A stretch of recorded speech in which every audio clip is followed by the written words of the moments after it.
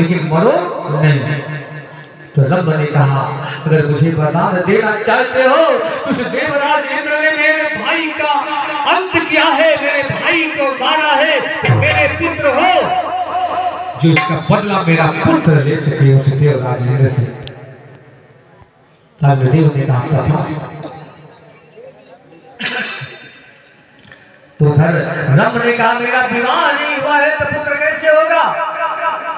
तो अग्निदेव ने कहा जाओ उत्तर दिशा की तरफ चले जाओ, वहां यक्ष लोक है और उस यक्ष लोक में जब जाओगे उधर तो सुबह होते ही पहली नजर जिस नारी पर पड़ जाएगी, जिस कन्या पर पड़ जाएगी वो आपकी पत्नी बन जाएगी।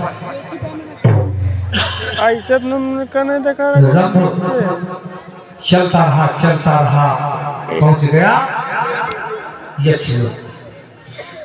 अब एक नया दृश्य वो देख रहा है कि एक बहुत ही सुंदर नारी है, वो क्षण में भैंस का रूप बना लेती है और क्षण में सुंदर नारी बन जाती है। ये वो करिश्मा कर लेती है और ये देख रहा था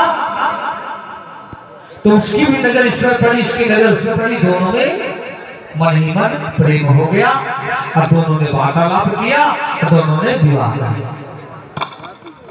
अब विवाह हो गया, रब अपनी पत्नी को लेकर के कहां सुतल लोक चला गया और जैसे सुतल लोक पहुंचा और जैसे उसकी पत्नी ने भैंस का रूप धारण किया वैसे ही सुतल लोक में एक भैंसे ने देख लिया तो उसे खदेड़ दिया और जब उस भैंसे ने खदेड़ लिया तो वो भैंस के रूप में थी फटी।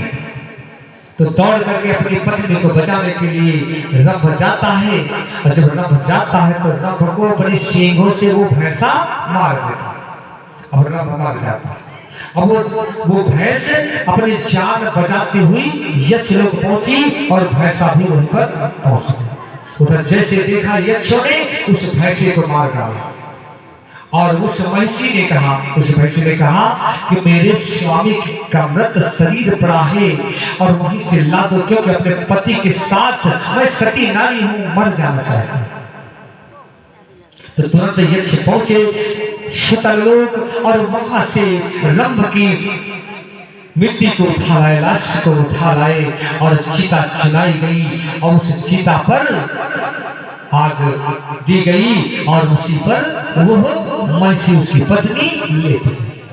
अब जलने आग लग गई, जलने के लिए लेट गई और ज्यों ही लेटी त्यों ही भगवान की कृपा से उसके उदर से एक पुत्र उत्पन्न हो जाता। और जैसे वो पुत्र उत्पन्न हुआ तो महिषी के पेट से उत्पन्न होने के कारण उस पुत्र का नाम पड़ा महिषासुर।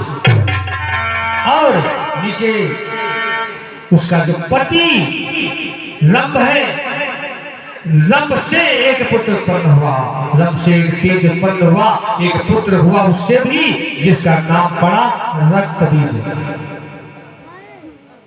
रक्तबीज अगर उसकी बूंदें जमीन पर जितनी पड़ जाती थी गिर जाती